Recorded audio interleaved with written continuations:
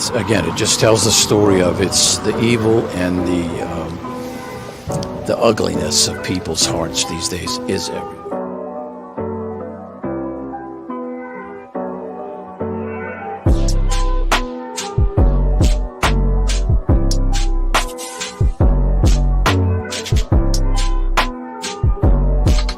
This is Frankie Rose's Think Tank. Here's your host, Frankie Rose. Hey guys, welcome to the Think Tank. So I found this pretty interesting and I thought maybe you guys would want to talk about it. There's this 18-year-old who trans who decided that he was going to go and attack his school. Well, no. He wrote up 129-page manifesto. I mean, this guy was serious. Hello there, Ruthie. Good to see you, as always. So let's take a look here and see what they had to say. This is, I believe, just after the arrest. Address a recent alarming incident involving a Rockville teenager who was arrested for allegedly planning a school shooting. This situation highlights the critical importance of vigilance and community involvement in preventing potential tragedies. I commend the collaborative efforts of the Montgomery County Police Department, the Federal Bureau of Investigation, the Rockville City Police Department, and Montgomery County Public Schools, as well as Montgomery County Health and Human Services. Thanks to their swift action and cooperation, a potentially catastrophic event was prevented. I want to take a moment to stress that there was considerable patience conducted by all involved, to include our investigators, before making any rash decision in this particular manner. I want to stress that we've been working with Montgomery County Public Schools for several years. And in the midst of our working with Montgomery County Public Schools, it's not our goal to make an arrest in every case of a threat. In fact, this school year alone, we have received 140 threats to our schools in Montgomery County. In those particular instances, particularly when it comes to either the threats of shooting or the threats of a bomb, when we have identified said students, our officers will make a visit to the family residence, speak with the parents as well as the student, to make sure that there is no way that the student is not capable of carrying out said threat. In those cases, no arrests are made. Those cases are then referred back to the school system for any further discipline which they may incur. But this case is different. This case is entirely different, that takes it to a different level. It was a concerned witness who brought this matter to light by reporting the suspect's manifesto to authorities. This underscores the value of community engagement and the see something, say something approach. Preventing violence in our schools is a top priority, and we are committed to ensuring the safety and well-being of our students and staff. We encourage anyone who has concerns about safety to report them right away. In the wake of this incident, we want to remind students, parents, and staff that support services are available for anyone who may be affected. We must continue together to foster a safe and nurturing environment for everyone. While this incident was thwarted, it serves as a reminder that we must remain vigilant and proactive in preventing acts of violence. So I want to give a little bit of a timeline because, as you all know, that this was an extensive investigation that led to an extensive statement and charges to be able to spell out the elements of this said allegation. On March 3rd, the Baltimore County Police Department contacted the Rockville City Police Department to check the welfare of a subject. This particular subject, Mr. Alex Yi, was, again, there were information about a threat that had been made. In regards to that threat, the Rockville City Police Department responded to check the welfare, spoke to the father of Mr. Yi, and was denied entry and not allowed to search the residence or to interview the subject. On March 4th, the Rockville City Police Department notified the Montgomery County Police Department's Community Engaged Division. And at which point in time, our crisis intervention team began an investigation on Mr. Yi. Based upon the information that had been received, because of the threats that the witness had noted that Mr. Yi had made significant statements in regards to committing an act of violence of shooting up not only his high school, Wooten High School, but also shooting up an elementary school, his elementary school that he went to. We have been made aware of this, and therefore, after finding out about this particular information, we discovered that Mr. Yi had shared his memoir, a 129-page manifesto, with the witness.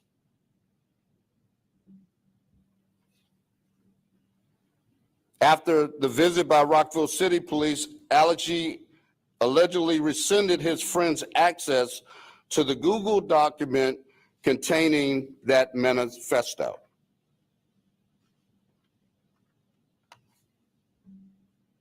Our investigators obtained a search warrant for that Google account. Limited information showed search history related to firearms. Through his Discord account on March 5th, Yi wrote, "My friend reported me to the police for a book I am writing." Timestamps of Yi's Google search show that after the visit, that Yi researched gun ranges near me. He also researched minimum age to enter a gun range. And he also obtained written and verbal descriptions of AR-15s. He also looked up the book, Forgive Me, which is a novel about a high school student who plans to shoot his friends and then kill himself. During the execution of the warrant, officers were able to read Yi's manifesto, which Yi alleges is fiction. In the document, Yi writes about targeting his former elementary school because little kids make easier targets. He strategized on how to access the easiest classrooms in his high school and how he would be able to sneak a gun into the school. He also wrote that he wanted to become a serial killer instead of a mass murderer because serial killers are romanticized a lot more. On Wednesday, March 6th, crisis intervention officers evaluated Yi at his home, and he was taken to a hospital on the strength of an emergency evaluation petition. During his hospital stay, medical staff would later notify the FBI Baltimore field office and Montgomery County Police, and the staff on Wednesday, March 13th. Staff was concerned with the threat posed by Yi. FBI agents would go to interview other staff at Wooten High School on Friday, March 15th, speaking to a school psychologist. The counselor stated that Yi was fixated on and made statements every time they spoke about committing a school shooting. Even after being removed from the school, Yi said that he could do something at graduation because he lived close to the school. Yi was preoccupied with self-harm, school shootings, and explosives. The Montgomery County Police Department and FBI visited with Yi at the hospital again on Tuesday of March 19th. Yi declined to speak with investigators at that time. Hospital staff disclosed that Yi shared he routinely searched mass shootings and school shootings on the social media app Discord. Based on the manifesto and internet searches, Montgomery County Police obtains a search warrant for Yi's home on Thursday, March 21st. An iPhone, an iPad, and a laptop were recovered. Messages on the Discord app revealed conversations involving the Columbine shooting and similar school shootings, as well as drawings depicting shootings were found on the iPhone. Searches on Yi's iPad, cell phone, and computer revealed searches for 2023 mass shootings, Sandy Hook shooting game, Parkland shooter sentence, and what counts as a terroristic threat, and more. As a result of the investigation, the Montgomery County Department of Police, Community Engagement Division, Crisis Intervention Team coordinated with Montgomery County Public Schools to increase security at schools, particularly Wooten High School. And based on this evidence that was gathered and consultation with the Montgomery County State's Attorney's Office under the direction of the State's Attorney John McCarthy, an arrest warrant was requested and obtained on April 16th. Yi was taken into custody on Wednesday, April 17th. Again, I want to stress the importance of collaboration. It is important in our community, and these are very difficult decisions to make. We know that we have individuals who are troubled in our community, even our young people. But it is our role in public safety to make sure that these individuals get the necessary help that they need in the times of crisis. And so I want to commend all who were involved, who took the necessary steps, and who had patience, who didn't rush to judgment, and who, again, with other partners and experts who are in this field to make the decision, the more difficult decision to arrest Mr. Yi. So at this time, I'll turn it over to Mr. Elridge. So thank you all for coming out today. This is really an important incident and a very troubling incident. And it reminds us of the importance of being aware of what is occurring in our community, and also the importance of being supportive of each other in times of distress. The situation detailing the plans for mass violence against our schools has understandably caused anxiety within the school community, because since this is something that has happened before, it is not unreasonable for people to have fears about what could happen if it occurred here and occurred here again. And I want to thank the swift collaborative efforts between law enforcement agencies, including Montgomery County Police Department, Montgomery County Public Schools, and the FBI that helped prevent this potential tragedy from unfolding. And it's a young person has been charged with a very serious offense of threatening mass violence. I'll say, we know that Alex Yi struggled with significant mental health challenges, including homicidal and suicidal ideation over an extended period. And I hope one of the things that comes out of this is a look back on how early did we know that he was either expressing suicidal or homicidal ideation. And when did we begin intervening? It's kind of a statement on the state of mental health within this country. There just are not adequate facilities or practitioners to deal with the mental health issues that exist in our community. And he clearly had mental health issues, and I think it would be worth our while to figure out, when could we have known, or when should we have possibly intervened? Because we may have intervened at the right time, but at a very late time in the process. So hopefully this will lead us to look deeper into what we do for mental health supports. I want to express gratitude for the person who came forward. The chief talked about see something, say something. This person saw something and said something, and that's really important. We don't know where we would be today if that person hadn't come forward and told us what they had seen.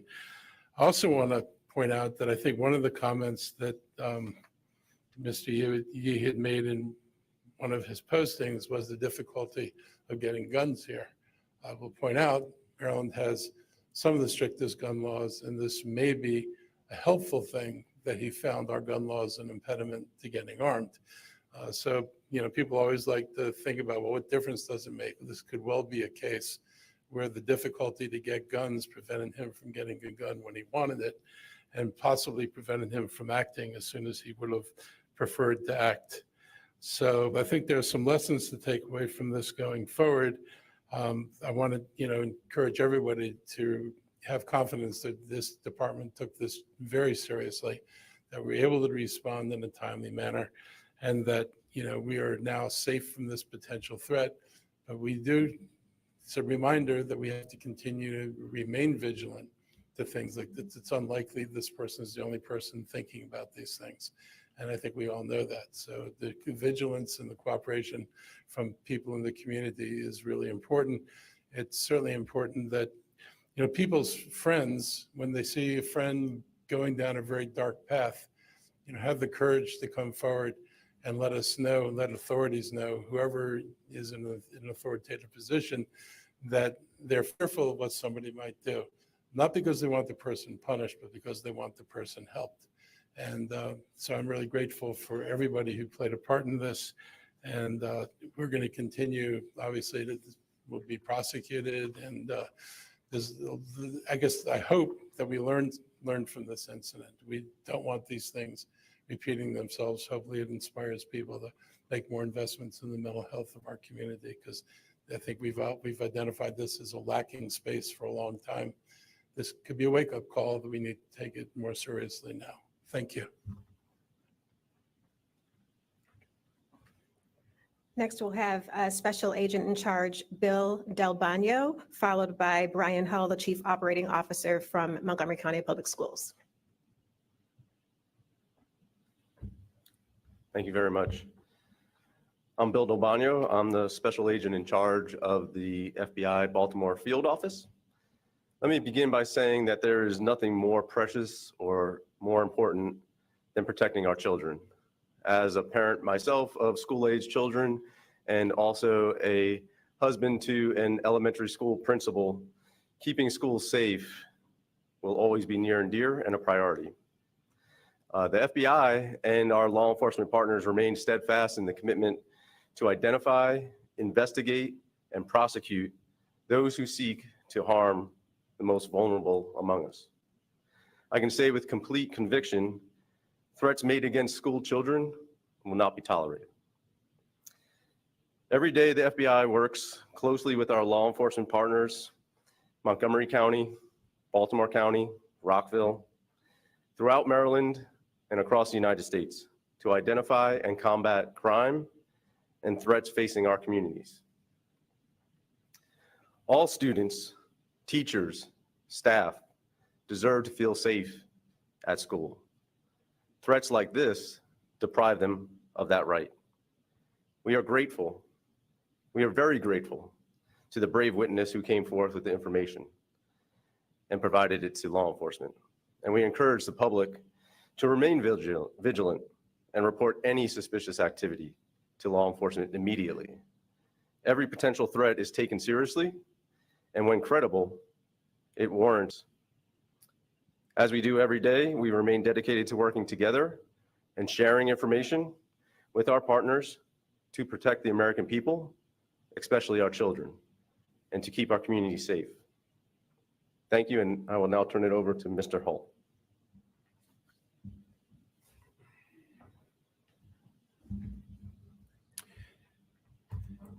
Thank you, Special Agent. My name is Brian Hall. I'm the Chief Operating Officer for Montgomery County Public Schools. I first wish to say the charges made yesterday against one of our students are very serious and alarming. And I wish to show my deep appreciation to all the adults who have come together, identified this concern, and moved quickly to address the matter in the best possible way. We value and appreciate the close collaboration between MCPS Security and MCPD, along with the FBI, in this matter. This collaboration is an example of shared commitment to identifying and addressing potential threats with due process before they materialize.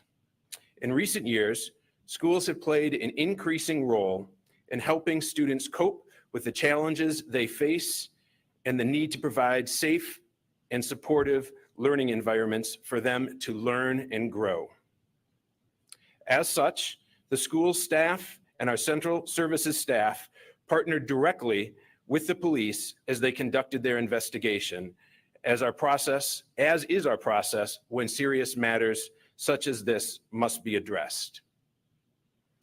Again, thank you, Chief Jones, to your team and all your allied police partners for supporting Montgomery County Public Schools through this. To our MCPS parents, especially those in the Wootton High School community and nearby schools, I want you to know that we have supportive resources in our schools for students and school staff who may need to talk through and process this incident. Professionals such as our psychologists, social workers, and counselors are available for support. Also, through our central office and school security teams and our police partners, we continue to have an enhanced security presence at these same schools in the coming days. This is a police matter, and student privacy rules prohibit me from saying much more than this. But we have confirmed to our families that although enrolled in Wootton High School, the student had not been present in any MCPS school physically since the fall of 2022. The student has been taking online classes and accessing our school staff as necessary, remotely.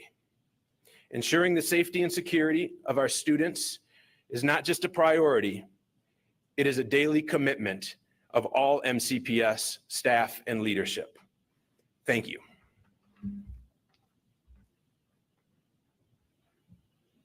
Next up is Montgomery County State's Attorney John McCarthy. My name is Don McCarthy. I'm the State's Attorney for Montgomery County. Alex Shee, who lives in Rockville, and we're essentially really in Rockville today as we're standing here, was charged on March the 3rd of this year with threats of mass violence. The gravamen of that offense actually is making the threat itself. There is tremendous detail in the charging document that you now have possession of that takes you through several months, if not years, that led up to the arrest that took place in March of this year. At that point in time, Mr. E was arrested, and he was arrested as an adult because he committed that offense on a date when he was an adult. There is other evidence that led up to it, and we'll be reviewing that in terms of the dates prior to that. But I will say, like many of the others who preceded me here to the podium, I'm very thankful to the collaboration of the FBI, Rockville City Police, Baltimore City Police, the timely notification that came from Suburban Hospital that told us about their observations when he was committed there on the eve. I will tell you, he is incarcerated. You probably know that. And there is, very shortly after this press conference is over, there will be a bond review in the district court, which is a very short distance from here. That bond review will take place in courtroom 513. He has retained counsel. He has private counsel for the hearing today. The hearing today will be held before Judge Patricia Mitchell, who's previously ran the district court here in Maryland. She is now retired. We will be requesting at that hearing he be held without bond. The charges that he has against him, the threat of mass violence, is a misdemeanor, and the maximum penalty to which Mr. Yi faces is 10 years imprisonment.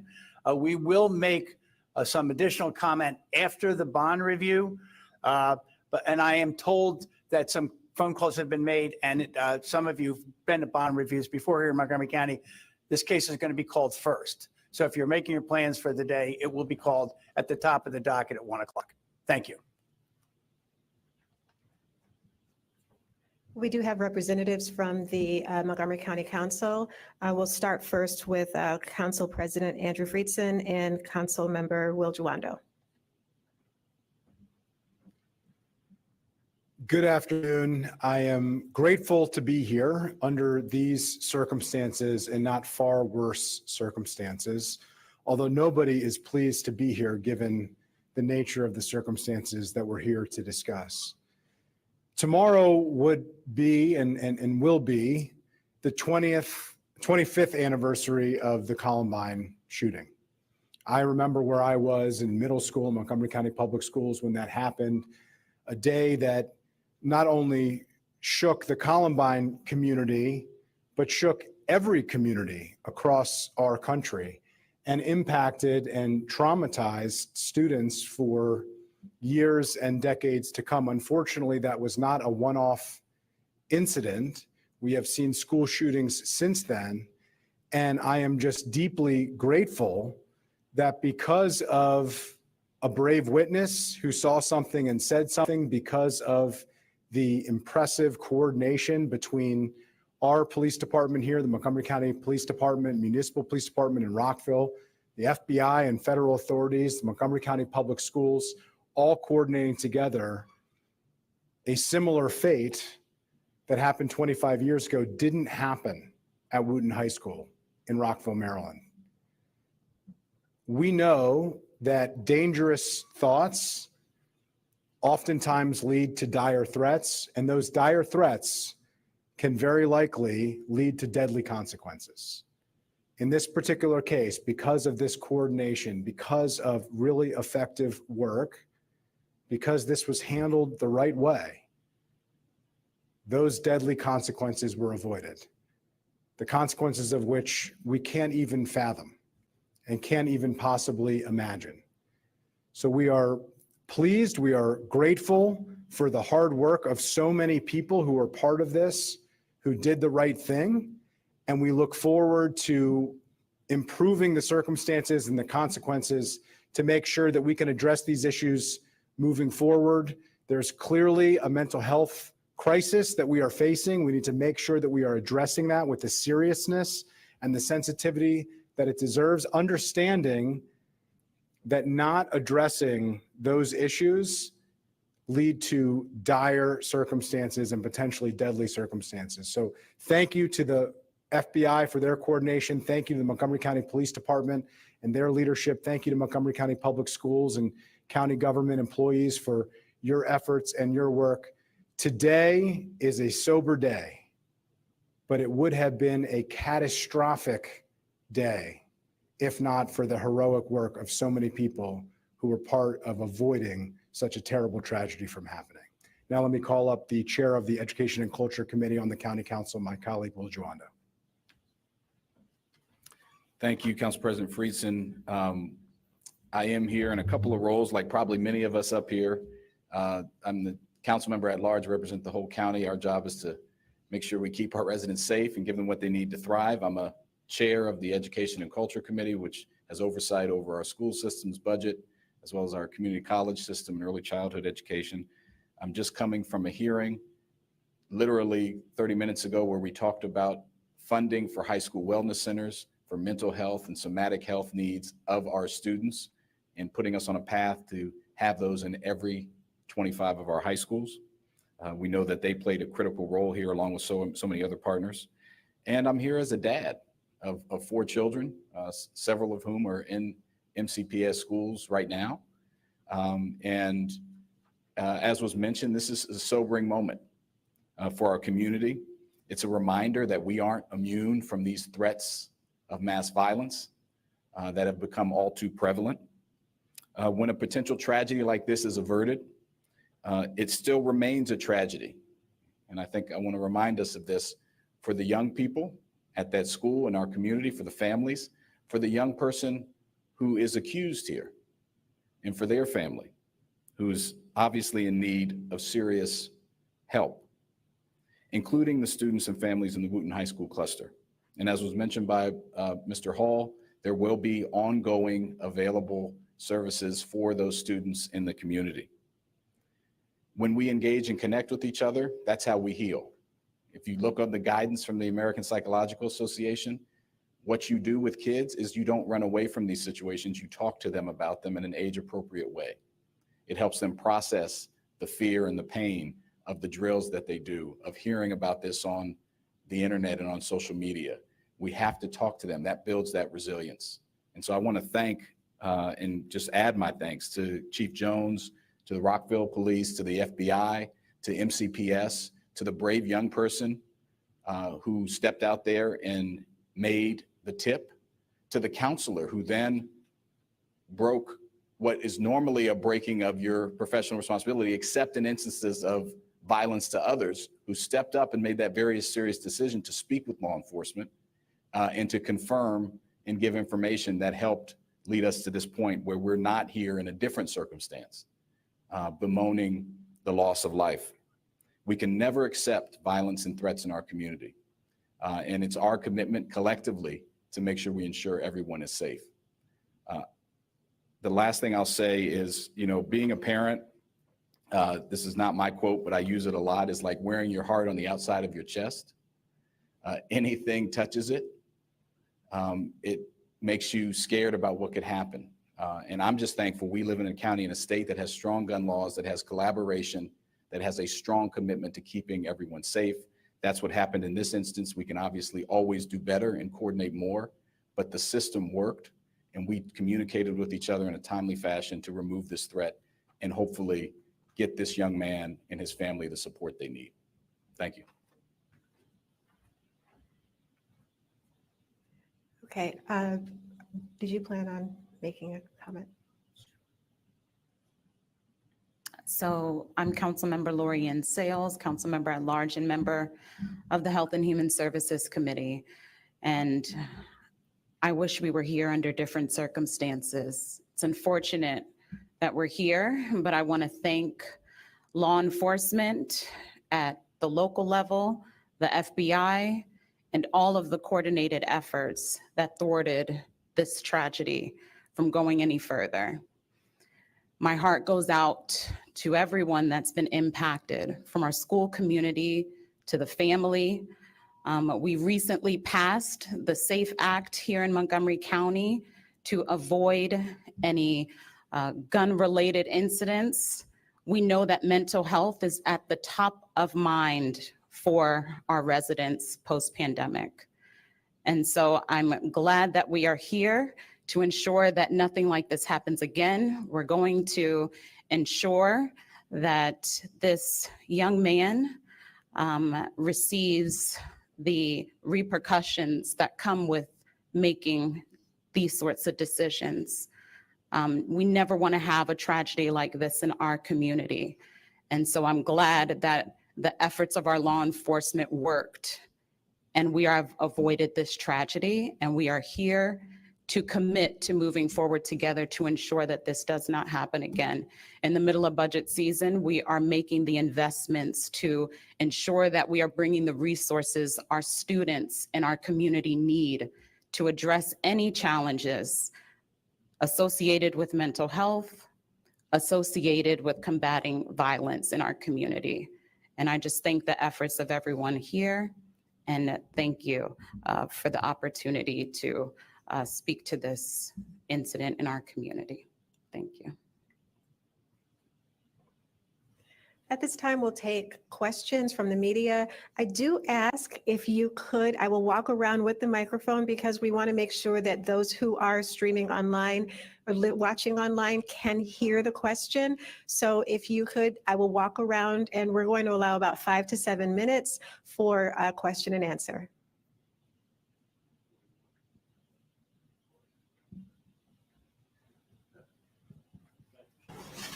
This is an interesting way to do I have it. a couple quick questions. Question number one, the book made reference to a gun case in a home. Is that fiction? Were there any guns in the home? That's question one. And number two, what role did this anniversary of Columbine play in your decision to act now? It's two great questions, Brad. First, I'll note in regards to the gun at the home, there was a gun that was locked up in the residence that belongs to the father, but our understanding is that the student did not have access and could not gain access to said weapon. And so the second part about Columbine is ironic that you asked this about how would that relate in my decision as we move forward.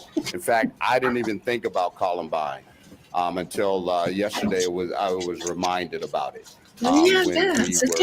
after we had made the arrest on Wednesday, and we're now speaking and putting out a press statement about what had actually occurred. So I just think it's eerie in its own right, particularly that it's the 25th anniversary of Columbine coming up on tomorrow. And then when we really just go back throughout the years of preparation, when those events actually are occurring real time in law enforcement, and what our law enforcement agencies in Montgomery County have done with many of our federal partners as well, to be prepared for such a tragedy should that someone desire to take a gun into a school and commit a mass shooting. The good news is that's never happened. I am pleased about the work that, again, as I've stated before, that we prevented this from even sort of getting to the next level and preventing it from happening. And this is, again, it goes to what I've always stated about crime in our community. Yes, we are crime solvers, but it's also the responsibility of law enforcement to prevent crimes in advance, not to allow it to happen. And in this case, that truly happened. It was not, no. Hello, Chief. Thank you very much. I just wanted to commend you for great police work. This actually is a question for Mr. Elrich, if he doesn't mind stepping away here. Yesterday when this story broke, I read this story. I've been covering crime in this town for 20 years. What is the reluctance of the county to admit that this individual was transgender? This is the fourth time that we've seen this happen very recently. And right here, I hear all of our leadership saying to us today, and what we do in journalism here, we try not to do, is bury the lead. Why am I hearing about this from the New York Post? Because it's not a lead. How do you publicize every time somebody gets murdered that it's a white Christian male who's heterosexual? No, you don't. Are these the only crimes that get committed? You never publish somebody's sexual orientation when you talk about this. Why you focus on it being a transgender is beyond me. It is not a news story. It is not a crime to be transgender, and I'm sorry you feel that way. That's not what I said. Okay. If there are any other questions for Mark Elrich before he leaves, because he does have a prior engagement. One question okay. All right. Thank you. Thank you. Hi, this is a question for anyone up there in terms of local police presence at schools. There has been recent discussion at the school board on safety and security. The issue of having SROs in the building was obliquely brought up, but is it your feeling that the system needs to return to having SROs in the buildings as they did 3 or 4 years ago? I will answer that, Kate. Again, we have worked with Montgomery County Public Schools since we created the memorandum of understanding for the CEO program. And in the midst of that, it was really discussed about how each school, we would have the ability to go into those schools should we need to be of presence. That still remains true. right? That we still have the ability to be in those schools if necessary. And there have been times it has been necessary for us to have a presence, right? And I am committed wholeheartedly, working with the interim superintendent, and we've had discussions, her and I, about school safety. That's an important dynamic, okay? Because presence, again, when I talk about preventing crimes, to me, that's very important. Having a police presence and visibility is a matter that, again, usually deters crime.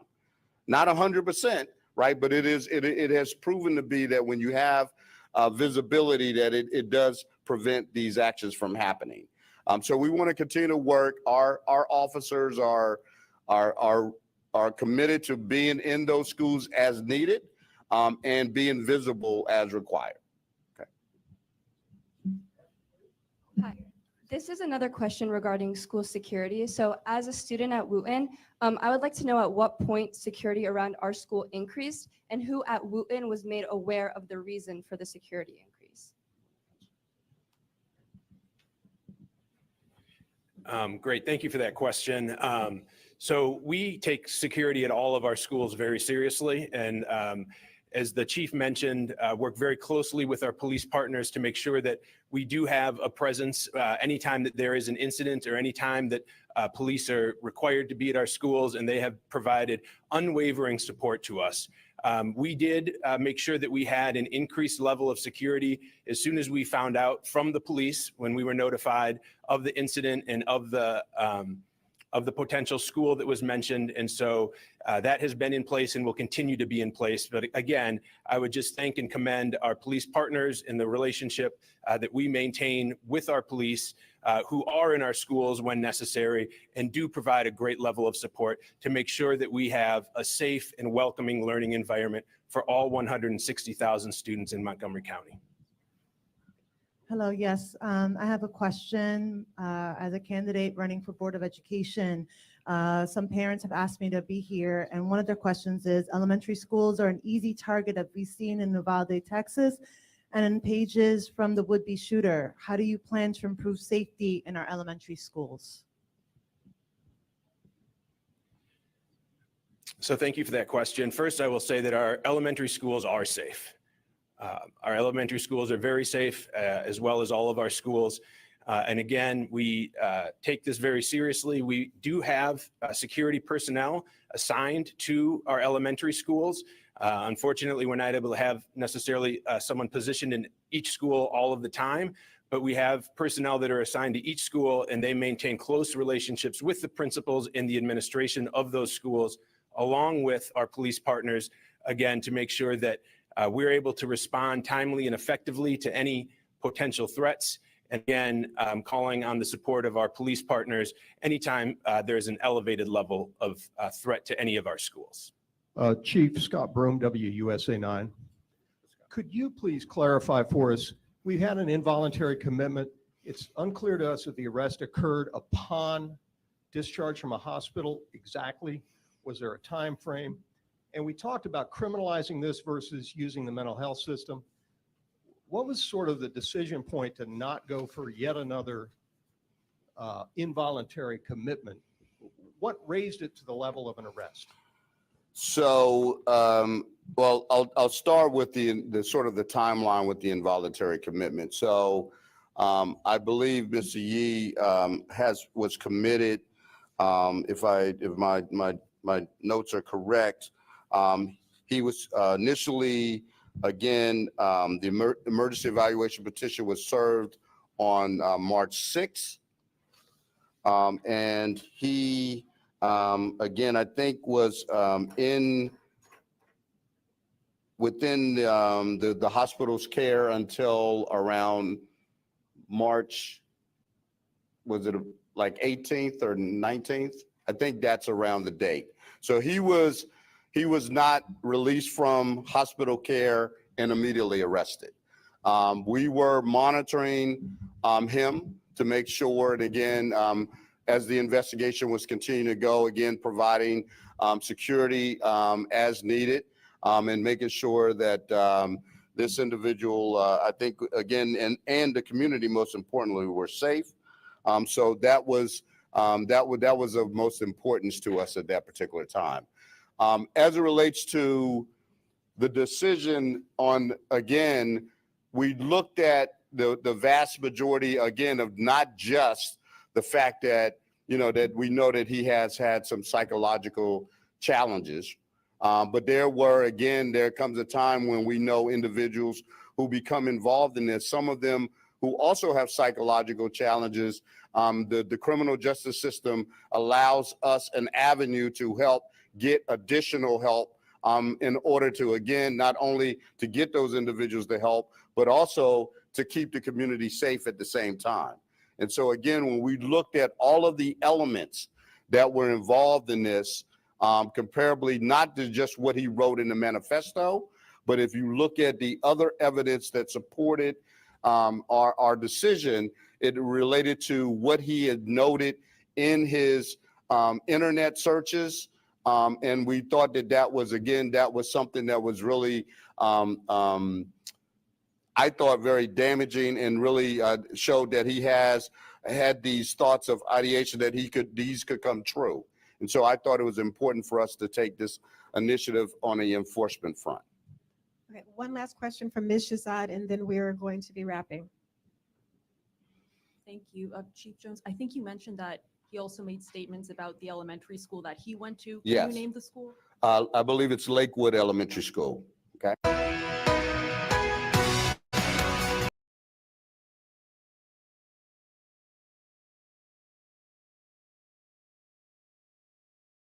King. That was an abrupt stop. I'm thinking maybe we'll take a look at the documents. So it's 18 pages, so I am not going to read it word for word,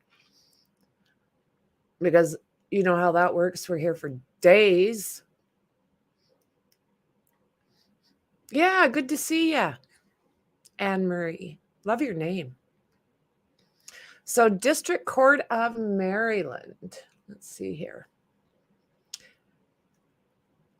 Okay, so versus Andrea E. So girl to boy, right? Isn't that right? Andrea E.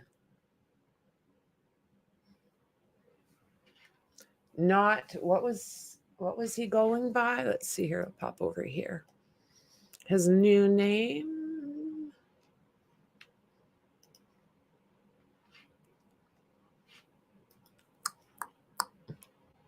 Of choice.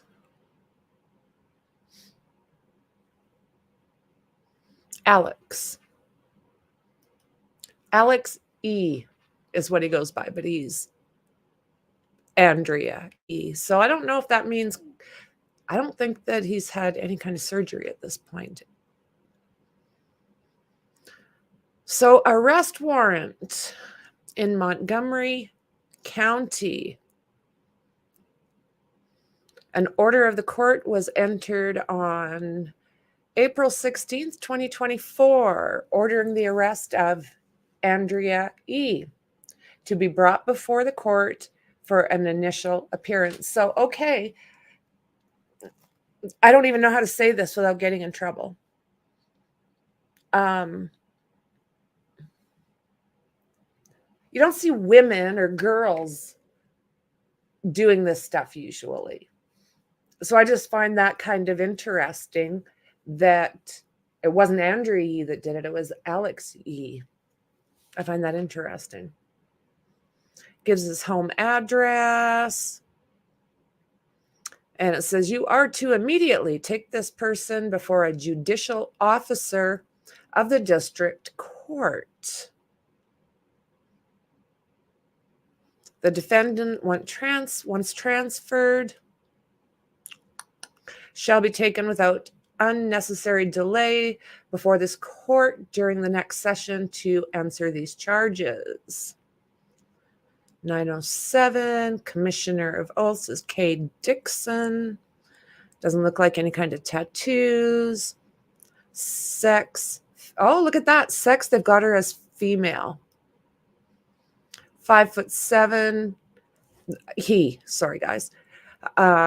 Weight 150, brown hair, brown eyes. Statement of charges. Description of the charge and the penalty statute. Threat of mass violence on or about February 3rd, 2024. Gives the address. Did knowingly threaten to commit a crime of violence. Gives the section.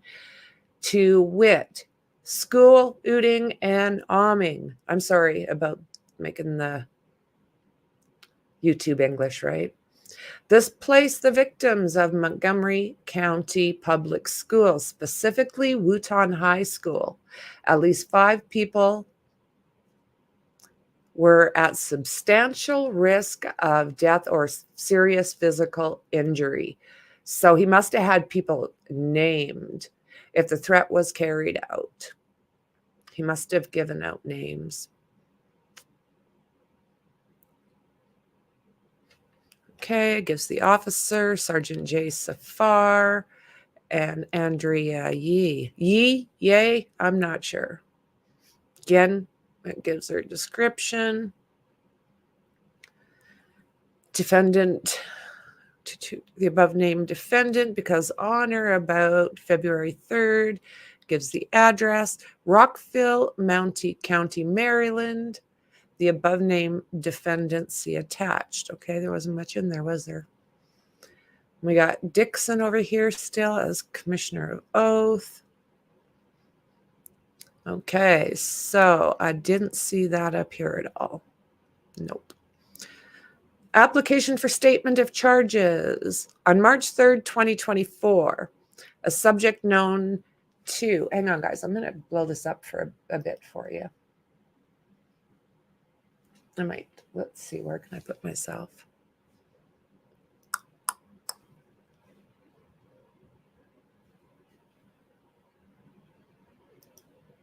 There.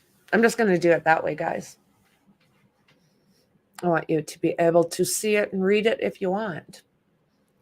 Okay, so subject known to Sergeant Safar and hereafter referred to as Witness 1 contacted Baltimore police to report that he received an Instagram message from a subject he knows as Alex Yee.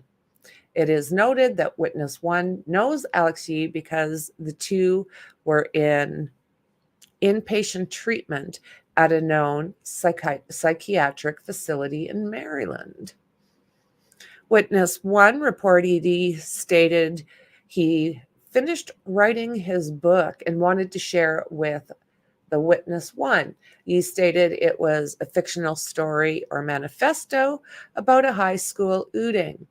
He then provided a link to the manifesto via Google Drive, his known email address through Instagram.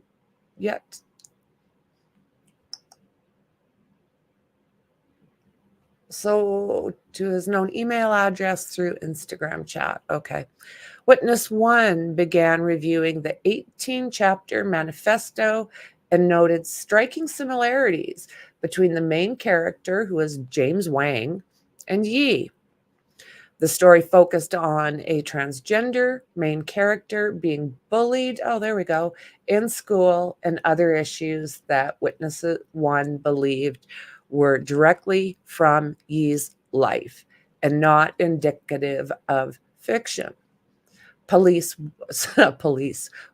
1 stated the book indicated that the ooting was to take place the next day. I will be doing it tomorrow. Witness 1 did not finish reading the document and instead contacted Baltimore County Police to state that they believed a school ooting by Yee was imminent. As a result, Rockville City Police were contacted and conducted a welfare check at Yee's residence. And as noted by Rockville Police, Juan Yee, Father of Alex E stated he was not concerned with E's current medical status because Yi is going through a mental crisis. He said he can see a visible change within Yi. One, I don't know if I'm saying that right, but I'm just going to go with it. One, Yi stated if Yi was having any thoughts of harming anyone, he feels confident that Yi would confide in his therapist.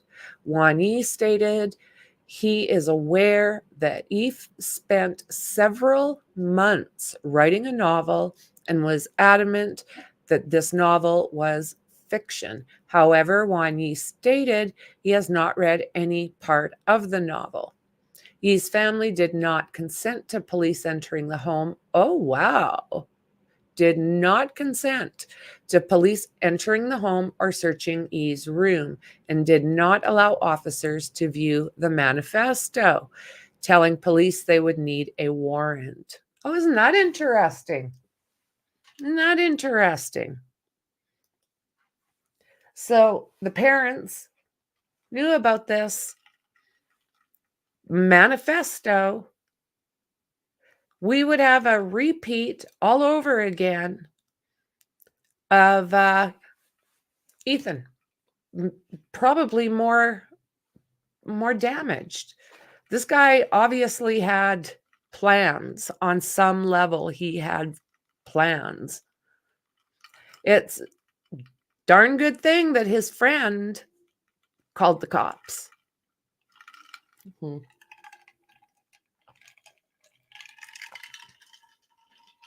I can agree with that, Tony.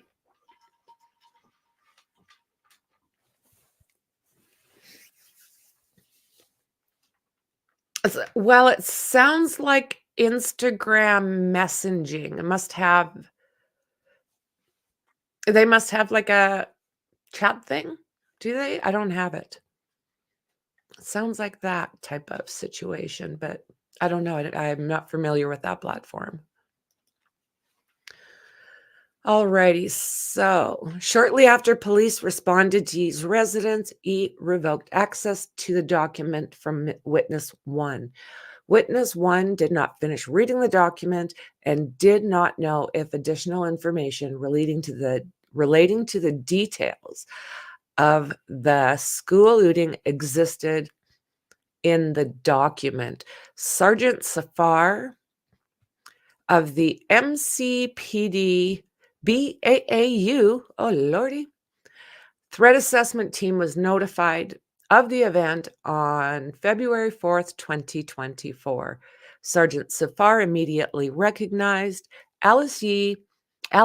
from prior threat assessment investigations.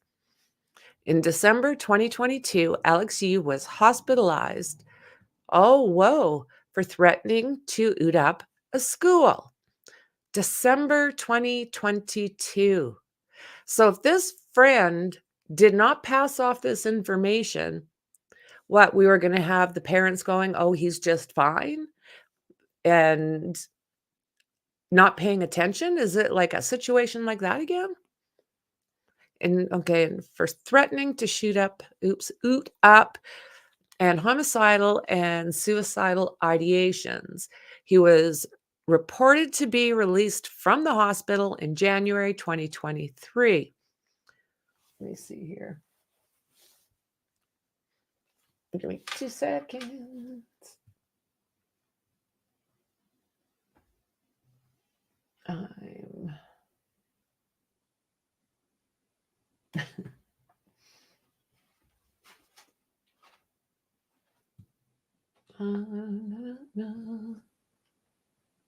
Okay.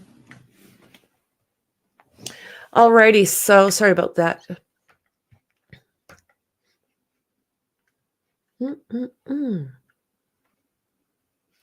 He was reported to be released from the hospital in January 2023. In January of 2023, it was determined that E was still preoccupied with hurting himself, the school lootings, and explosives. On January 31st, 2023, the Montgomery County Crisis Center contacted Rockville City Police to assist clinicians with the service of an emergency evaluation petition of Yi. Yi was, oh good Lord, EEP'd because he was having a homicidal or hurting himself ideations. Crisis Center staff advised Alex made statements that he wanted to oot up his school and that he made statements referencing unaliving by cop. He was referred to the Crisis Center by Wootton High School therapist. As a result of information, he recently obtained a BB gun for the purpose of suicide. Oh, I'm saying all the words that YouTube's going to strike me for. It was determined by Montgomery County Police that he was able to purchase this BB on Amazon without his parents' knowledge.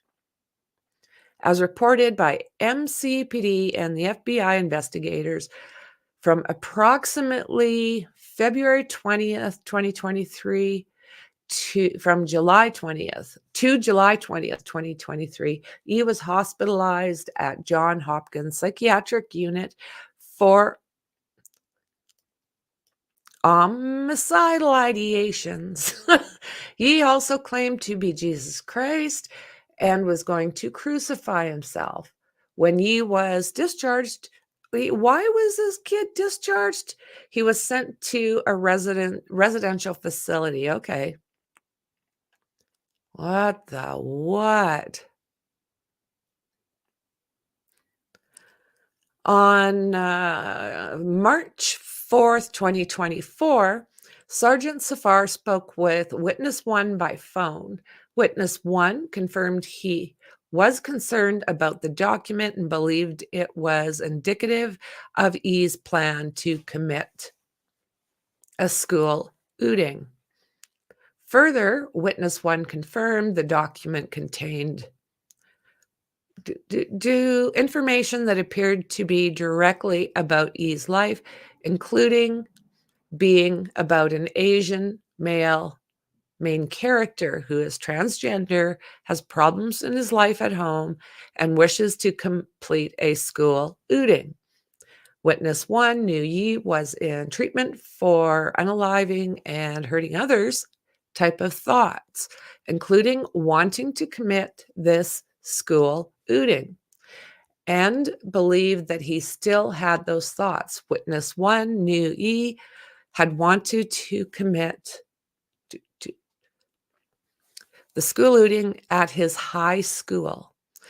Witness 1 advised that he and others in a group treatment felt that E was consistently lying during treatment, and despite saying he no longer had these thoughts, had alluded to other patients in private that he did. Witness 1 stated he did not know why he chose to share the document with him and stated he knew that it had been shared with at least one other person. Oh, there we go. March 5th, 2024, Sergeant Safar authorized and was issued a search warrant for E's Gmail account, and which had shared the manifesto for the limited range of March 1st to March 4th, 2024.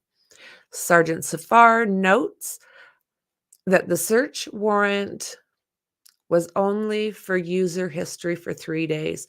However, during that period, the following items were searched for. What's going on here?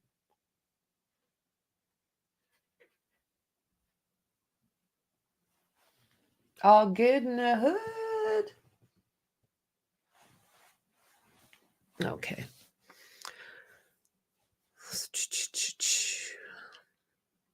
However, during the period, the following items were searched for, and based on the timestamp, appears to have been searched for after RCPD responded to the residents and spoke with E. Further, these searches were after E stated to witness that he had completed the book and sent it to him. Okay, so his search history. He Googled gun range near me. Minimum age to enter a range. Written description of an AR-15. Verbal description of AR-15. But I do not recognize that my plan is fully unethical. It's selfish and evil. March 4th.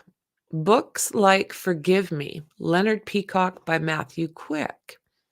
This book is about a high school student who plans to oot, his best friend and then himself. Long-term prison sentence make no sense. Unpopular opinion in Reddit. Sergeant Safar also located the reference document manifesto pursuant to the search warrant. Sergeant Safar notes that document, 129 pages. Sergeant Safar notes the document opens up with a disclaimer. This is a work of fiction. All names, characters, businesses, places, events, and incidents in this book are either the product of the author's imagination or used in a fictitious manner. Really. Any resemblance to actual persons, living or not, or actual events is purely coincidental. This is not a threat of violence, nor does it represent the author's belief. The documents tell the story of a subject, James Wang, who plans a school ooting, but ultimately is taken into custody by law enforcement and goes to psychiatric treatment. And it says that is mirroring the event that took place 2023 for him.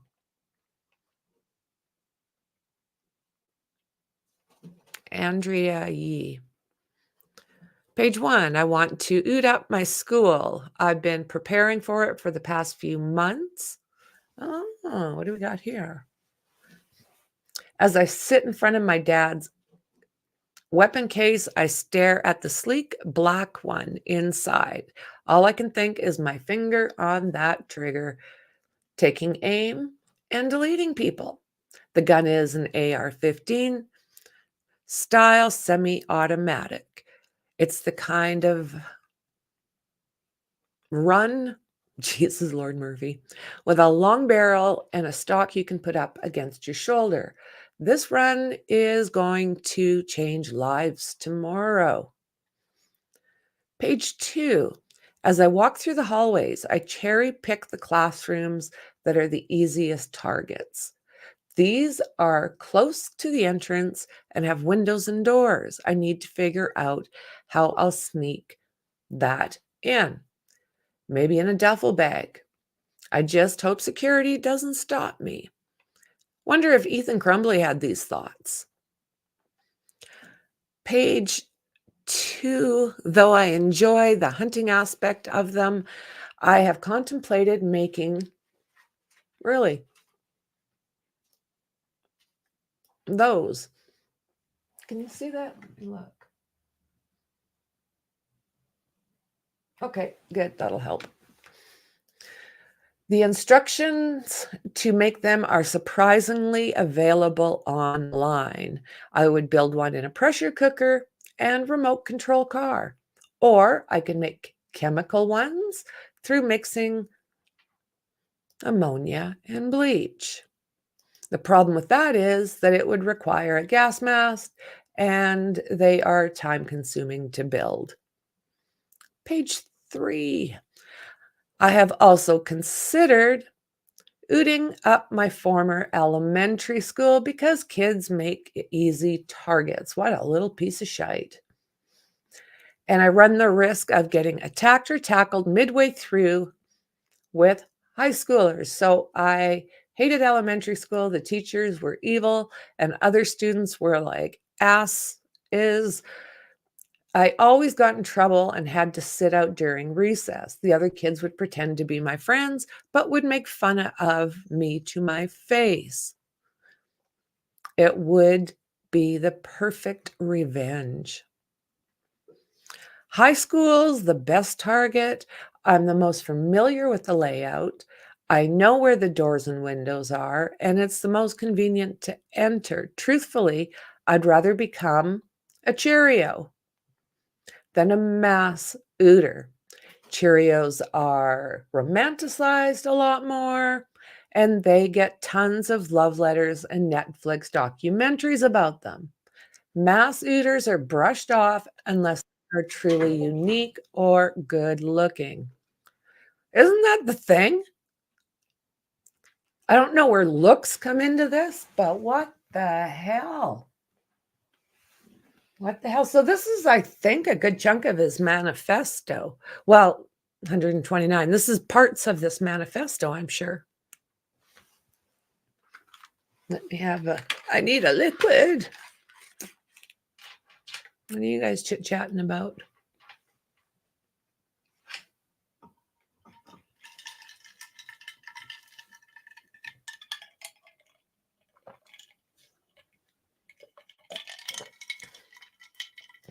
Not yet, Christy. We don't know a lot. We do not know a lot. Yeah, release that document.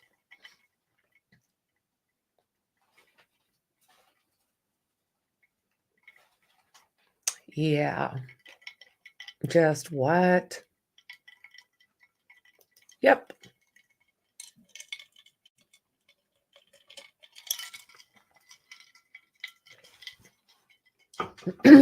That's a good question. He had problems at home. Why were the parents not included in this deletion plan? That's a good question because usually they are, right?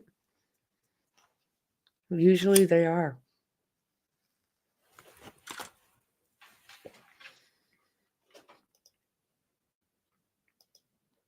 No, no, no, no, no, no. Okay. This is also on page 3. It'd be hard to tell me apart from the hundreds of other Asian guys in my school in a police lineup. My school is mostly Asian and white. It's in the upper middle class Rockville. It's suburban city in Maryland where most everyone goes to college. Page 8. I pace around my room like an evil mastermind. I've got so much effort into this, it has to go well. I don't bother posting any cheesy, don't go to school tomorrow if you value your life posts for my hundreds or so Instagram followers. The last thing I want is to get reported and get a SWAT team sent to my home. Oh, backfire. I picture the news stories, deranged leader slays 17s. There was no sign, says the family in school. 20 and alive, 15 injured at Rockville school. I plan on ooting myself once the police get there, so I'll never be able to see the news stories. I am pretty scared, but if I fail at deleting myself, I live the rest of my life disabled in serving a life sentence. Maryland doesn't have the DP, which would be preferable, in my opinion. Page 20. Millions of people die each day of cancer, old age, etc. And it's no big deal. But oot someone and suddenly everyone is all concerned. Oh, the way this guy thinks, I tell you what. The news reports on it, the protests for uncontrol happened. Nobody can escape death in the end. Nope. Something we all got to do all by ourselves. Why does it matter who delivers the final blow? What? It would bring me a lot of joy and satisfaction to delete. So it's kind of worth it in a way. What a mixed up kid. Are you freaking kidding me already? There's a newspaper announcing a new mass ooting at an elementary school. The delete count isn't very high. I could probably beat it. My ultimate goal would be to set the world record for the most amount of deletings in a school. If I have enough time, I'll try to, take the head off my victims with a knife. Yeah, not too frickin' messed up at all. Page 38, I don't get why people hate school ooters so much. I'd be thrilled to be part of a mass ooting. It'd be the most exciting time in my life. I'd either help the ooter out, or take a chance on being a hero and fight the ooter with my scrawny arms. I'd probably lose and die. Good Lord. He's pretty much covering every angle, though, isn't he? Pretty much. Page 41, I really want to be famous, even infamous. 68, if I had the ingredients to make an I would blow this whole building down. I would mix whatever with whatever base, set a timer with some electronic devices, then walk away from the action movie-like blast. Dr. Wilson can pass in flames, begging for mercy. I feel like a super villain. You know, it blows me away how sick people can be. It really does. It's like unreal, guys. Unreal.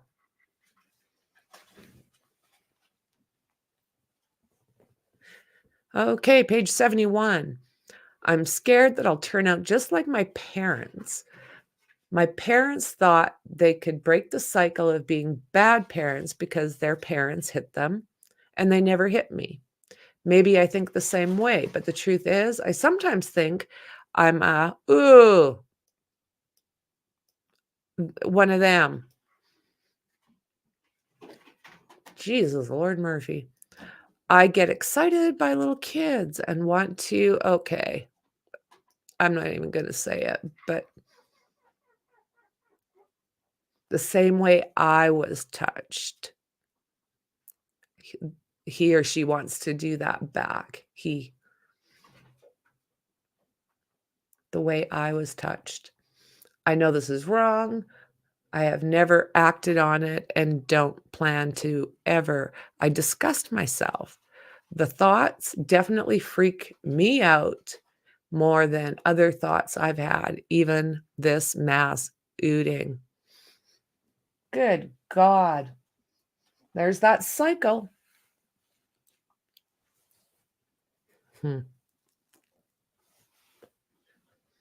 Antisocial disorders mean you're a sociopath, Damien says. That does sound kind of cool in a way. And bipolar people are creative and crazy. If you're bipolar, you get manic episodes where you get really happy and might start believing that you're God. I hope I have those disorders now. Bipolar sounds really fun. What? You guys, this kid. Unreal. And why is he out of these psychiatric facilities? Unreal. Oh, no. Page 122.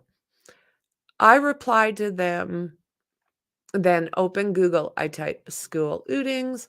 A whole Wikipedia page pops up dedicated to these school ootings.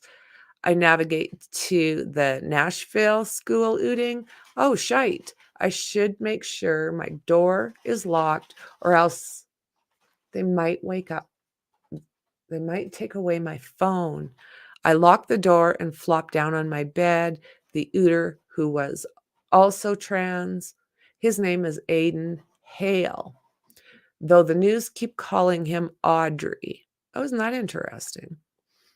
Makes me want to change my name legally before I commit this ooting to make sure the news doesn't misgender me. I was suicidal before the ooting, just like me. He too wanted to delete little kids. A rush of adrenaline fills my body. I'm so relatable. Whoa. Page 129. I hope that I live a good life. I hope that I don't delete anyone. March 6th. Yes, Yi was evaluated at his residence and taken to Suburban Hospital on the strength of an emergency evaluation petition. No doubt. On the 13th, Sergeant Safar was alerted that Suburban Hospital staff were concerned enough with the threat posed by E that they felt they were required by law to break the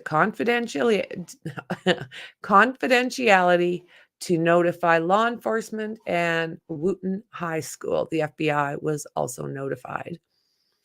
15th of March, FBI agents interviewed a known counselor with the Wellness Center at Wooten High School. Following information was obtained in the form of interview notes from the FBI. Okay. I'll be 2 seconds. I got to fix something here.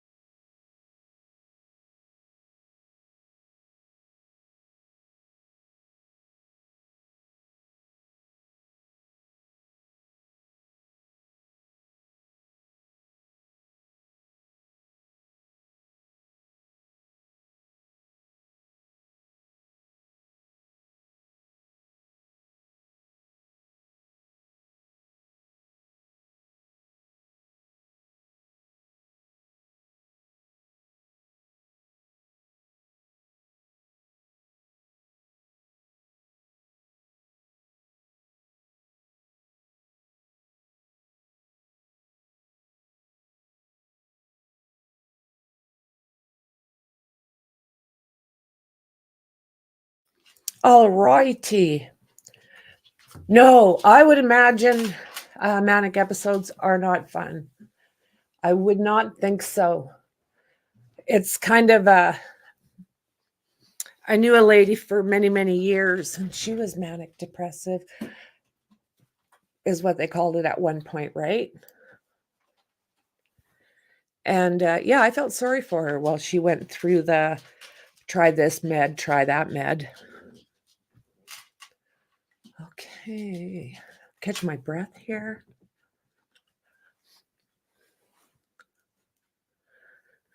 Okay, the counselor worked with E, yay, for approximately from October 2022 to February 2023.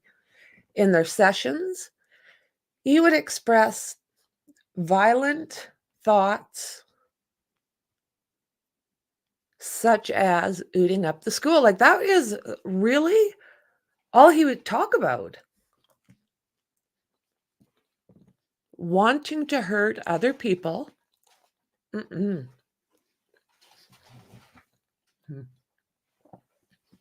And he would smile while saying it. When asked how he would do it, he said he'd bring an gun and oot up the school. He would tell her he was looking up on the internet how to get one of these and how to get into the school. So do the schools now have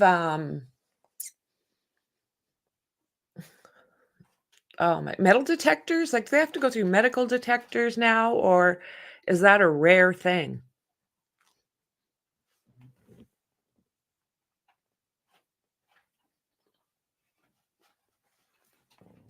Okay. So he would tell her he was looking up on the internet how to get this weapon and how to get it into the school. Laws and certain loopholes. The counselor described Ye as patient and okay with his plan, being the long game, and wanted to be famous from this event. He did say he wanted to oot up Wutan High School and his elementary school, but never stated the name of the elementary school. The counselor knows the school to be Lakewood Elementary. Ye would talk about committing these violent acts at graduation. Who said that? Was that you, Tony? Wasn't it you that just said that they'll generally do these things right around graduation time?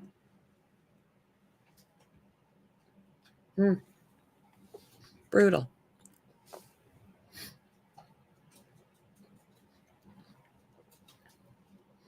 So Ye provided no specific people named in his threats of violence, always just Wutan or reference to the elementary school.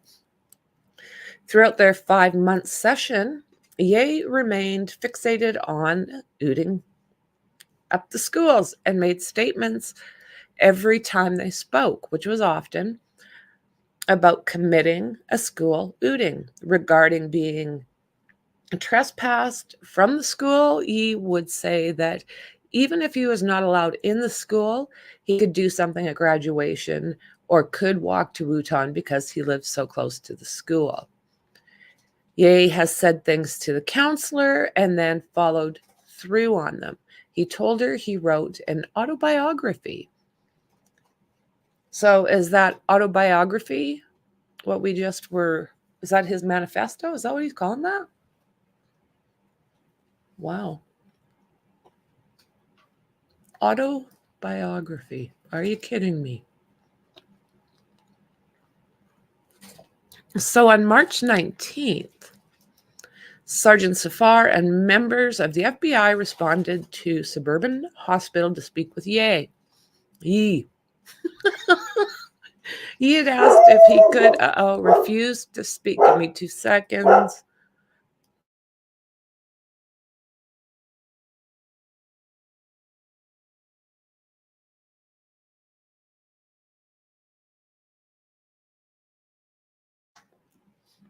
There's a vehicle going on our road. God forbid. Good Lord. Okay, let's get back into it.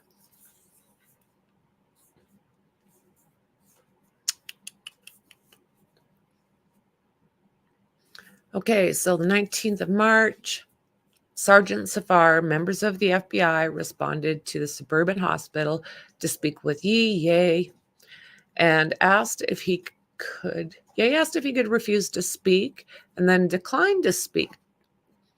Ye was asked, when we conduct a search on your room today, is there anything in your room that could hurt us? Paraphrased. He paused for a brief second and said, I'd rather not answer. He then left the interview room.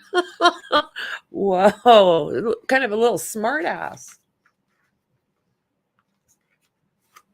Is that what it makes you think of, traveling plans, Tony?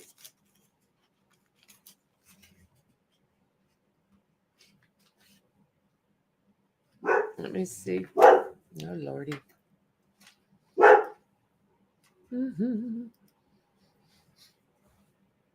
Traveling plans. It really does. But it's not. Sorry, Jazzy's wanting to join the conversation again.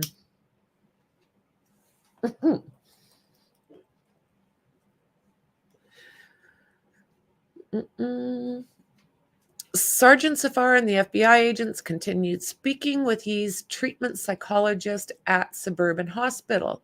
The known person provided the following information. He had referred to the manifesto as his memoir, then further showed the reference manifesto demonstrates a planned threat and was not the work of fiction. Additionally, he disclosed to the treatment staff that he had previous thoughts of X contact with children. What a mofo. It is noted that the manifesto's main character acknowledges having those type of thoughts. He also disclosed that he has been has been SA'd and the CPS declined the case. The main character also reports being abused and CPS had declined the case. How would you mean they can just decline the case? Does that just, I'm not going to, I'm not going to look over here because I don't want to? Like, what do they mean decline a case?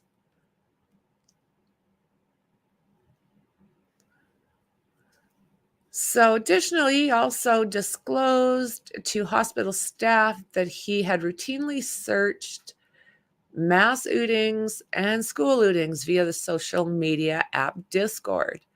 Hospital staff advised his previous disclosed to psychiatric staff during this inpatient treatment that he had thought about a mass attack at his elementary school and high school. The manifesto's main character states he had plans on ooting at his my former elementary, his high school, but also thought about ooting elementary school kids. As the manifesto stated, I also considered ooting at my former elementary school because little kids make easier targets. What a sick son of a beach. Based on the above, it appears that the manifesto has portions of fictional and non-fictional qualities and is based on reality within plans of threats and mass violence.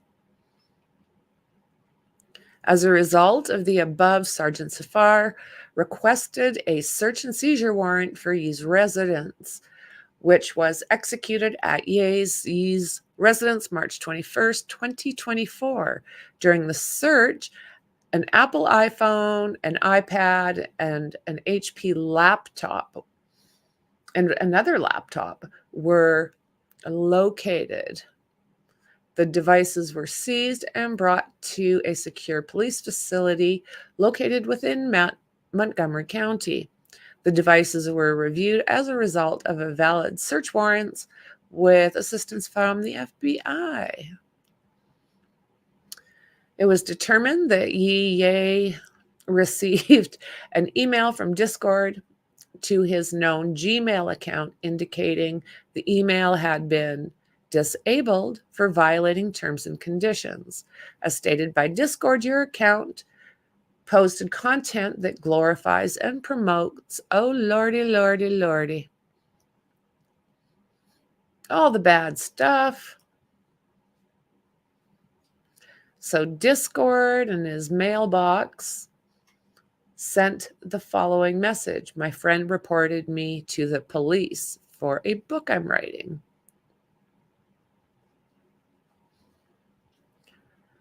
So Sergeant Safar notes that the 25th anniversary of Columbine, right? April 20th, 2024, and previous copycat school ooters have used this anniversary date to plan similar style ootings. Like what?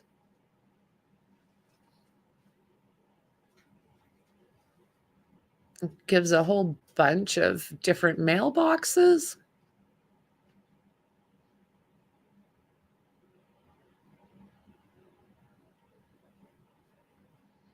Couple conversations, I already have it, to which Smear responded, I know you already have it. Yes. Sent a link to archive video with following description and URL. Oh, you see, this is all the different searches. So this is Columbine. And it does look like he was using Discord. Are you kidding me?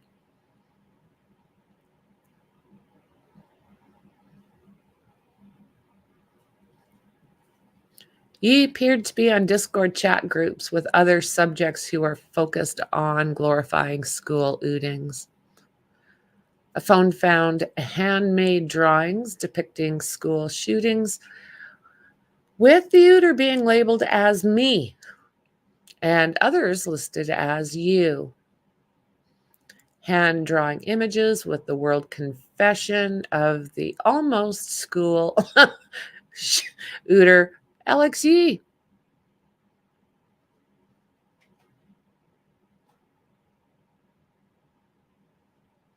Some more chats. I hate I can't be honest with my therapist because I'd end up in a state hospital. Technically, what I say counts as terroristic threats. Witness 1, what do you want to do? No judgment. And he puts in emoji of a school, a weapon, a boom, and a skeleton. And the witness 1 says to oot and boom up your school. And then he was sent back by the thumbs up emoji and said, it just seems fun. My homicidal ideation has been getting worse lately to the point I might act on it eventually. And my online friend about how I planned this ooting. On Reddit, I post about how I have no trespass order because I wanted to oot my school and I got banned, but not under my real name. I've also told too many people that I want to do this, like random people I know, and I want to publish a book and promote it, but that's not worth it. They say I should join the army if I want to delete people. This is a conversation that he's having with witness 1 who actually called this kid in. Witness is like, you want to be a famous Cheerio? Like what? And he said, yes. But he said that would be harder. And what did he just say? I think it would be fun and causing fear. What a little dickwad. And he said, oh, and seeing them unalived. I'd want to delete a lot of people or it wouldn't be worth it. Once I move to a different state, I can buy weapons. What's your worst intrusive thoughts? Mass ooting and CP. So if kids are hiding in a classroom, I can draw them out. What has stopped you from not doing this before? Not having the weapon. Not wanting to do it before having a well thought out plan. Not wanting to do it before publishing a book and running for office? Because I want somebody to do it with me. I want to have a better online presence and have a glow up so people simp for me, but mostly I don't have the weapon. And again, Google searches. Slowly. Sandy Hook ooting game. There's a game? Are you kidding me? There is a game on this? Oh, la. Is there truly like a Sandy Hook game? How sick is that?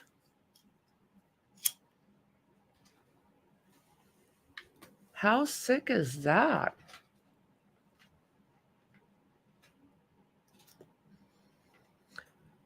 So yeah, basically it's all ooting. Couple booms.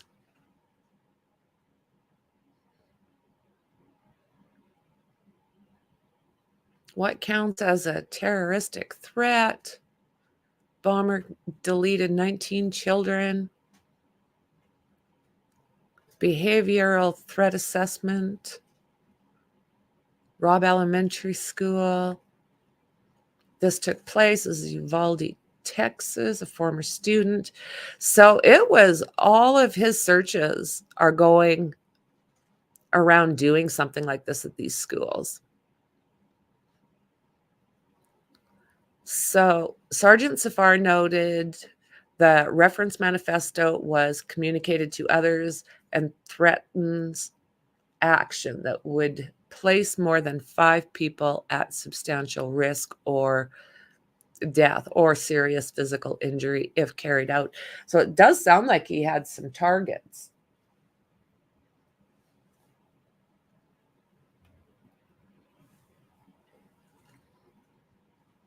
So as a result of the above information, Montgomery County Public Schools, specifically Wootton High School, have had increased security precautions in place as a result of a valid concern of a school ooting. Montgomery County Police has increased officer presence outside of the school to act as visual deterrents. Sergeant Safar noticed Alex Yee's lawful and legal name is Andrea Yee. The statement of probable cause refers to Yee with the name they identify as and male pronouns. However, for legal purposes, it's recognized that the subject's legal name is Andrea Yee, an Asian female with the birth date of January 7th, 2006. Attached to the statement are images located by the FBI from Yee's electronic devices, obtained while executing search warrants on the devices. I don't know if we're going to get. No.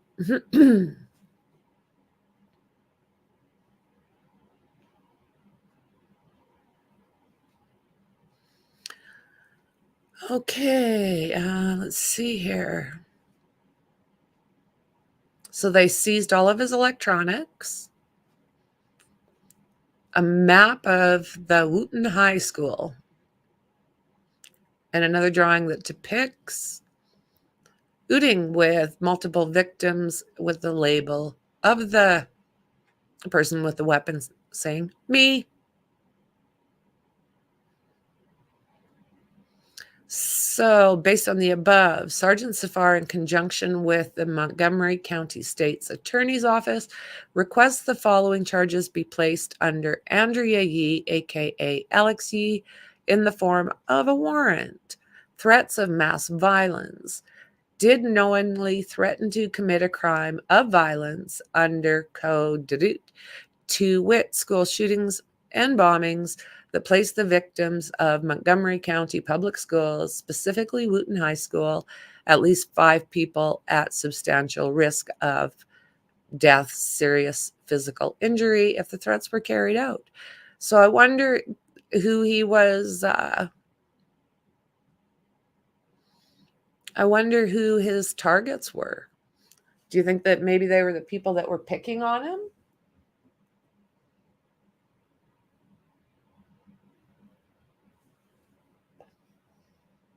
Hush up, Fleabag.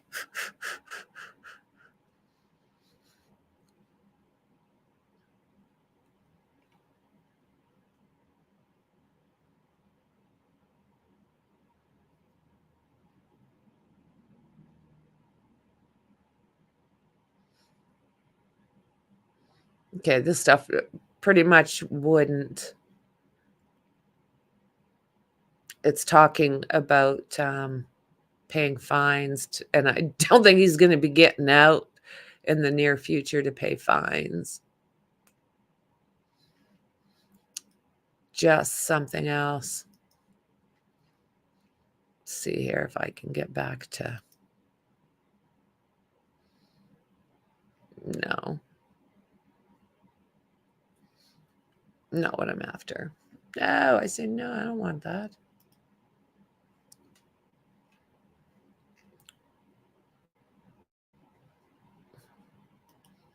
wonder if I can get.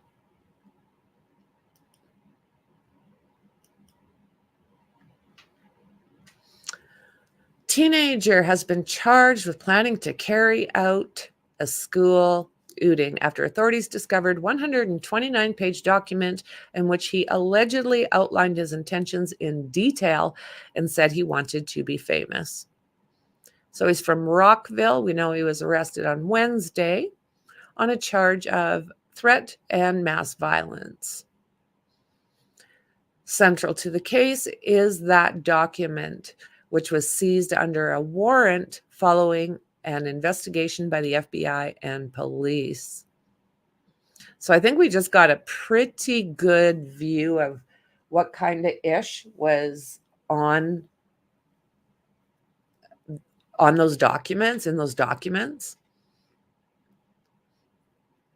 So at first they say that he was saying that, it's fiction, but then he's saying it's a memoir. After being contacted by an informant named in court records only as witness one, the person spent time in a psychiatric facility with E, who said the memoir was a fictional account of a high school issue.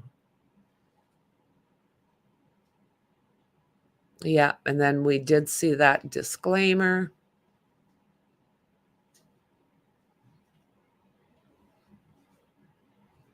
A substantial risk of death or serious injury if the threats were carried out.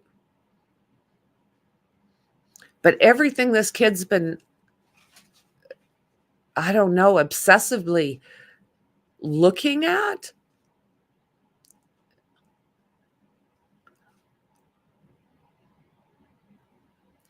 yeah, it's just the stuff that he's been looking at is not, it's scary. It's very scary. That we went to school with. It definitely worries me on what might happen tomorrow or the day after that. I think it's a very scary thing to happen, knowing that we went to school with this person.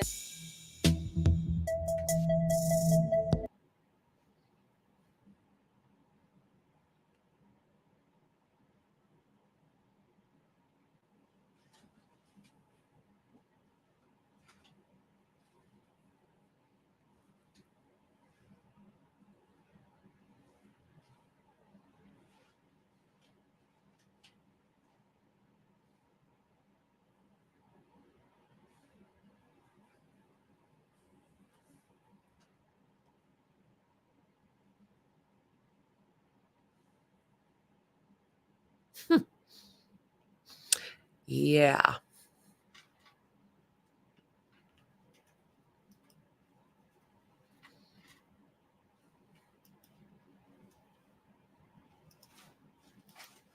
Hello.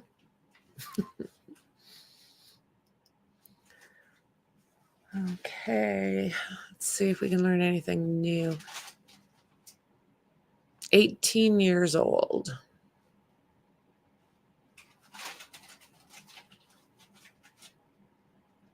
Be one ugly girl. There's that. I didn't say that out loud.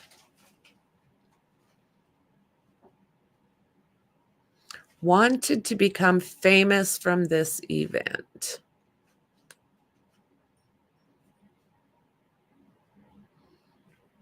So he tried to cover his butt, putting at the beginning that this is fictional and almost like a disclaimer. Yeah, his friend, I do believe, saved a lot of people. An RA-15.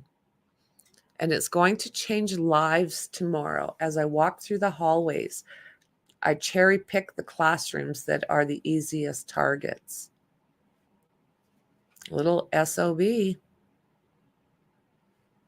Have to figure out how to sneak that thing in.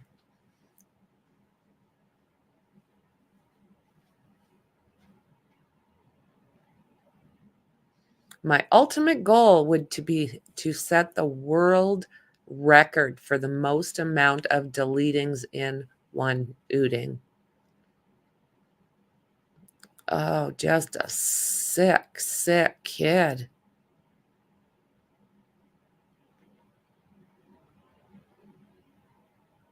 Looking for gun ranges.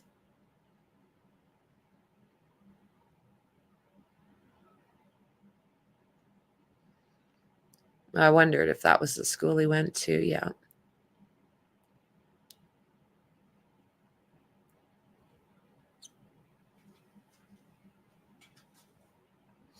You know, I mean, it's not going to happen, but when people don't do it, just don't do it. Go to your counselor and be open. You know, save yourself and save others. Don't do it. I'd want to delete a lot of people or it wouldn't be worth it. So he'd been getting that mental health treatment since December of 2022. And there was stuff that was going on that was, he was younger than this. So when this stuff is happening here, like 2 years ago, he's only 16, right? And there's stuff before that. So that must be, I don't know these. The only time I seen one of these is when I was in Jamaica. It was like an M16 that all of they stood on the corners with these things. It was like, yipes. So we have talked about the welfare check that they did on him.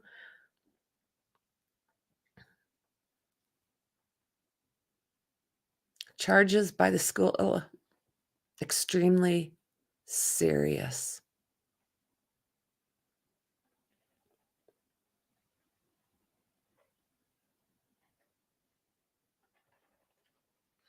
Yeah, the school can't talk about it because of the student privacy law.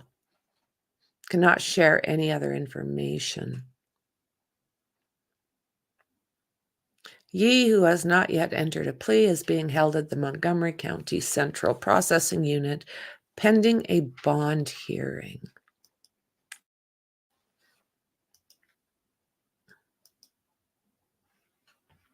Let's see what we got here.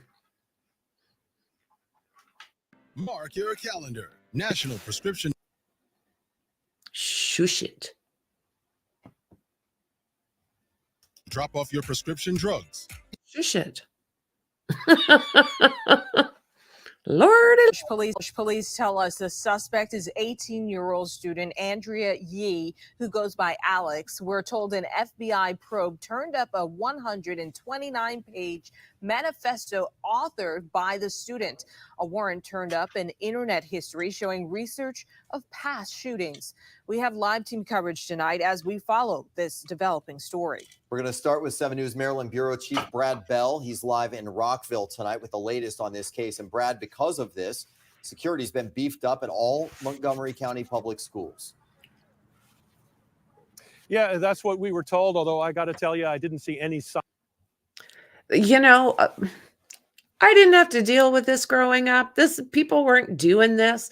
It was if someone was upset, it was like fight in the parking lot or fight behind the school.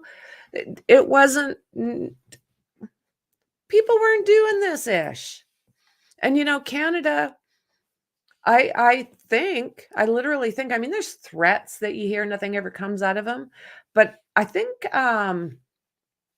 that one in Montreal, I think, is probably the last one.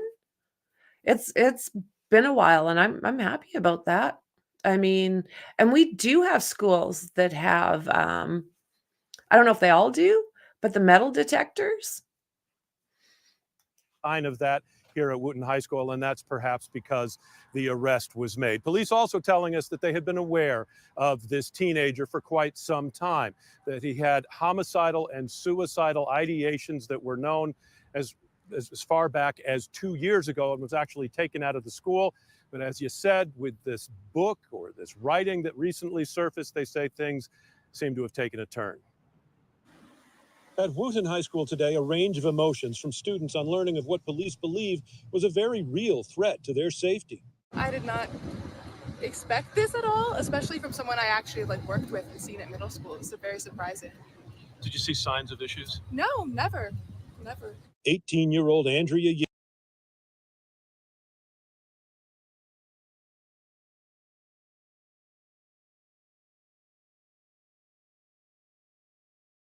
who police say identifies as male and prefers the name Alex, is charged with making a threat of mass violence. According to police, Yee has been on their radar since the fall of 2022, when they first made a threat to shoot up a school, was hospitalized, and physically removed from Wooten. Since then, Yee has been in and out of inpatient psychiatric care. Police arresting Yee yesterday after being alerted to a recently completed book or essay authored by Yee. The police charging document including multiple sections of what police say is Yee's manifesto, with quotes like, "I want to shoot up my school. I've been preparing for it."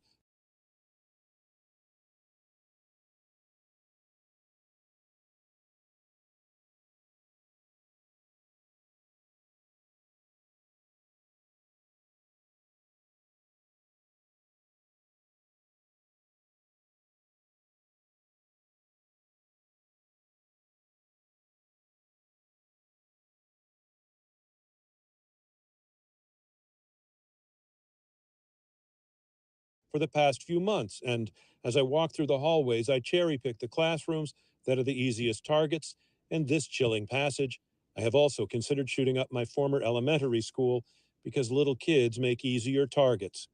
We knock on the door at the address listed on court documents for Yee's family. Nobody answers. Police asserting, based in part on Yee's recent internet search history involving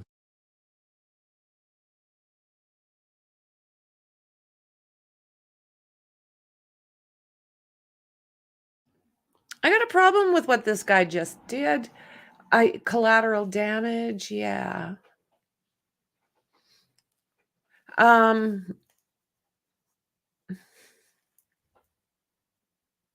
I'm at a loss of words.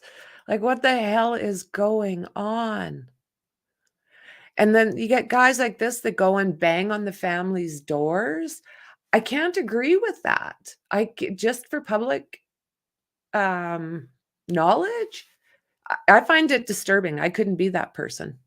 guns and gun rages that they have no choice but to believe the 128-page book is a real plan and not a work of fiction. I honestly think it's just really scary because you never really know when something like this can happen. And it's you never know who it could be, or something like a random day at school, something like that. So I think it's just pretty scary.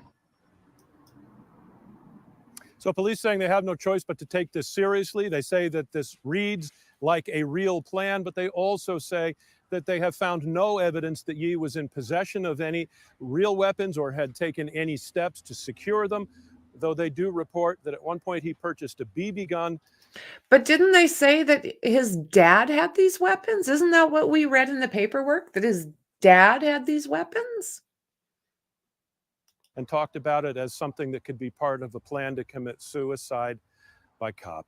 In Rockville, Brad Bell, 7 News. Yes, that's exactly. Okay, so we're going to take a quick look over here. So this was yesterday, and it's the press release that they put out.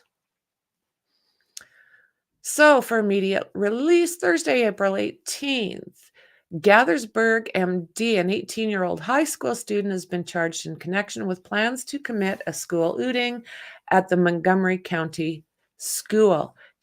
Andrea Yee of Rockville, whose preferred name is Alex E., was arrested on Wednesday, April 17th, 2024 by the Montgomery County Police Department. The arrest follows a joint investigation by MCPD and FBI Baltimore Field Office, initiated after FBI noticed MCPD about a 129-page manifesto. I'd like to see this document. It'll come out, but just not today. So in the document, he writes about committing the school looting and strategizes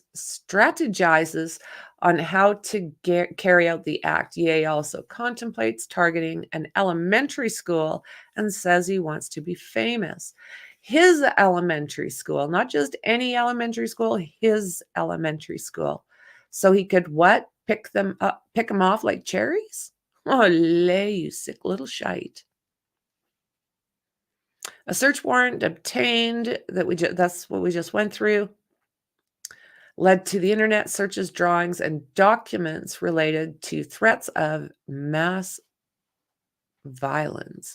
As a result of the investigation, the Montgomery County Police Department Community Engagement Division coordinated with Montgomery County Public Schools to increase security at the schools, particularly Wooten High School.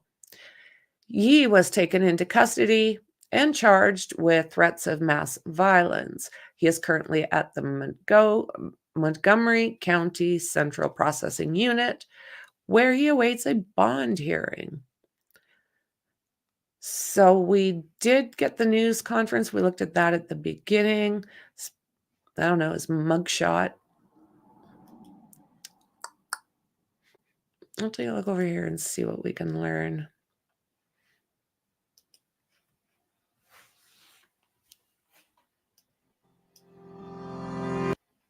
Yeah, I said no. Police tell us the suspect is 18-year-old student Andrea Yee, who goes by Alex. We're told an FBI probe turned up a 129-page manifesto authored by the student. A warrant turned up in internet history showing research of past shootings. We have live team coverage tonight as we follow this developing story. We're going to start with 7 News Maryland Bureau Chief Brad Bell. He's live in Rockville tonight with the latest on this case. And Brad, because of this, security's been beefed up in all Montgomery County public schools. Yeah, that's what we were told, although I got to tell you, I didn't see any sign of that here at Wooten High School, and that's perhaps because the arrest was made. Police also telling us that they had been aware of this teenager for quite some time, that he had homicidal and suicidal ideations that were known as far back as 2 years ago and was actually taken out of the school. But as you said, with this book. Oh, Lordy, Lord. Or this writing that recently surfaced, they say things seem to have taken a turn. At Wooten High School today, a range of emotions from students on learning of what police believe was a very real threat to their safety. I did not expect this at all, especially from someone I actually worked with and seen at middle school. It was very surprising. Did you see signs of issues? No, never. 18-year-old Andrea Yee, who police say identifies as male and prefers the name Alex, is charged with making a threat of mass violence. According to police, Yee has been on their radar since the fall of 2022, when they first made a threat to shoot up a school, was hospitalized, and physically removed from Wooten. Since then, Yee has been in and out of inpatient psychiatric care.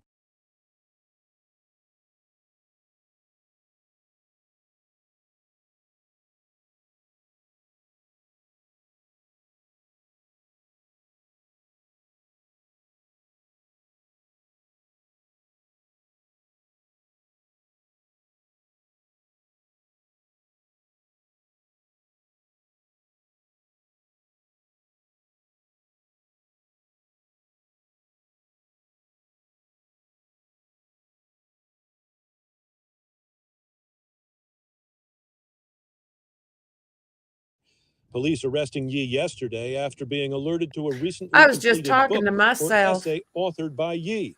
The police charging. I was just talking to myself again. What I was saying is off and on just doesn't work. People need on until they're healthy and then off. On and off psychiatric treatment when you're dealing with what this kid's got to deal with. In and out is not the way to be. You know, our medical system is going for shite. Document including multiple sections of what police say is Yee's manifesto, with quotes like, "I want to shoot up my school. I've been preparing for it for the past few months. And as I walk through the hallways, I cherry pick the classrooms that are the easiest targets." And this chilling passage, "I have also considered shooting up my former elementary school because little kids make easier targets." We knock on the door at the address listed on court documents for Yee's family.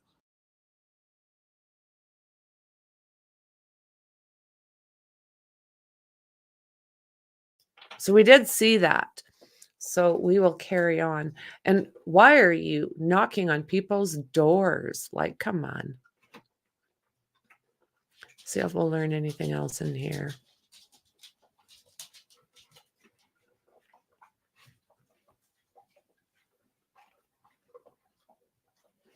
So we went through all the documents. Extremely serious, involving alleged threats to harm others. Oh, lordy, lordy.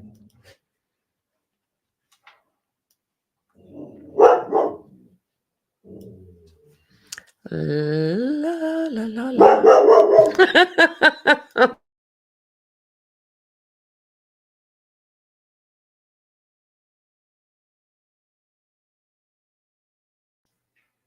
Somebody walking on the sidewalk somewhere.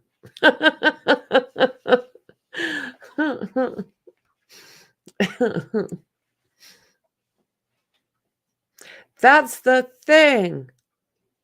Yeah, you can't claim fiction when you're doing exactly what your little story tells. That changes it to nonfiction. Oh, Lordy. We could only wish it was as easy as don't do it. To even have this on your mind, you have to wonder where the school misses the signs. I agree with you. I agree with you. Like, these schools, are they huge? Like, they look massive. So how many kids would they have in these schools? How many kids would actually be in each grade? Are we looking at 30 different kids each classroom? I'm not sure. In these big centers, I'm not sure. And the kid needs help. I mean, the kid needs help before he does something.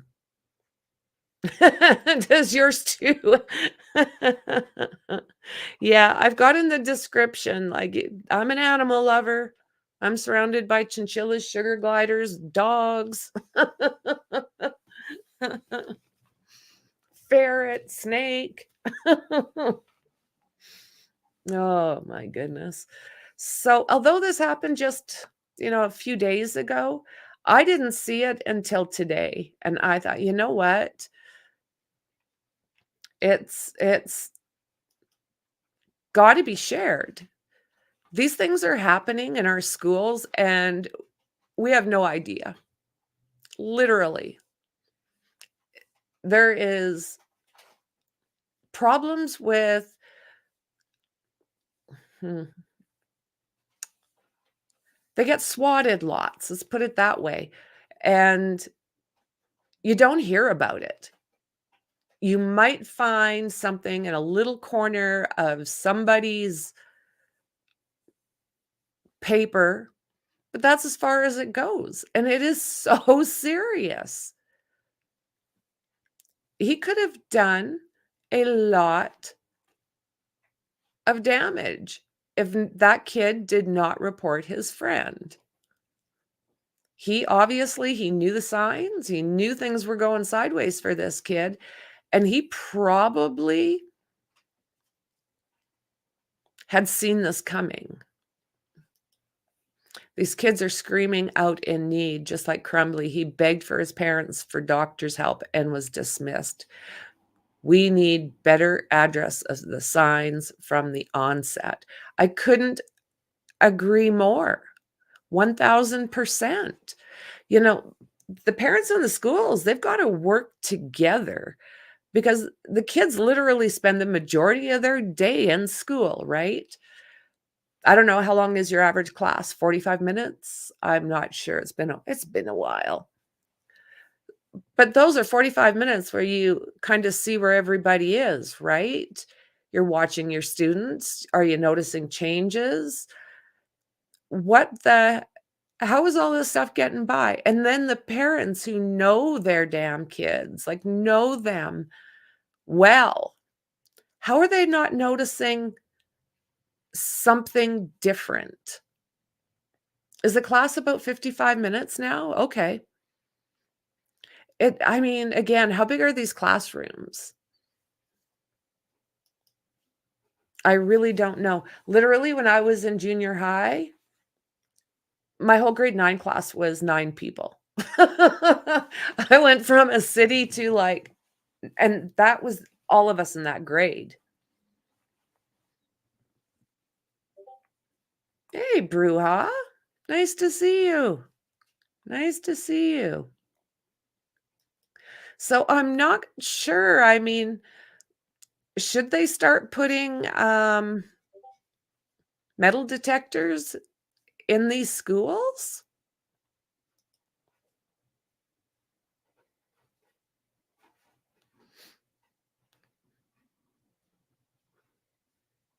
Oh, looky, looky.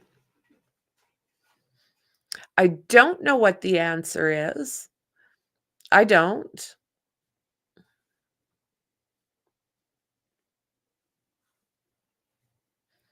Yeah, that makes sense. That makes sense. Okay. Okay. Okay. Yeah, it's something else. It's something else. It's happening more and more and more. The parents aren't catching it, the schools aren't catching it, but classmates probably are. Maybe there's got to be some work with the kids in the schools too to report if there's any danger signs. Because if anybody's going to notice it, it's going to be part of their peer group, right? So they got this guy, no damage done. Hopefully, he can get the help he needs and live a normal life. I don't know. I don't know. So with that said, guys, this kid was a hero. Thank you, thank you, thank you for alerting the authorities. I think you saved many lives. So with that said, guys, thank you very much for being here with me. Don't forget to subscribe, like, share, and hit the bell because I'm random. And I appreciate all of you, as you well know. And I'll see you in the next one. Bye.